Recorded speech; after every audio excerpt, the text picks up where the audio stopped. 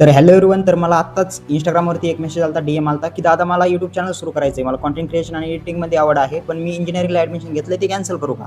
तर मी त्याला एवढंच सांगेल, कंटेंट क्रिएशन आणि व्हिडिओ एडिटिंग तुला सोपी वाटते, पण ते सोपं पण आहे तेवढं आणि तेवढं ईझी पण आहे. पण त्यामध्ये सक्सेस कधी भेटेल हे तुला सांगता येत नाहीये. कारण की तू आत्ता म्हणलास की YouTube चॅनल सुरू केलंय, जस्ट तू सुरू केलंय, पण त्यामध्ये सक्सेस तुला कधी भेटेल हे सांगता येत नाहीये. त्यामुळे मी म्हणेल, तू इंजिनिअरिंगला ॲडमिशन घेतलंय तर तू इंजिनिअरिंग पूर्ण कर ना. इंजिनिअरिंग करता तू side by side content creation चालू ठेवू शकतो, YouTubeवर व्हिडिओ अपलोड करू शकतो आणि त्यामध्ये जर तुला सक्सेस भेटलं तर तू फुल टाइम पण करू शकतो ना.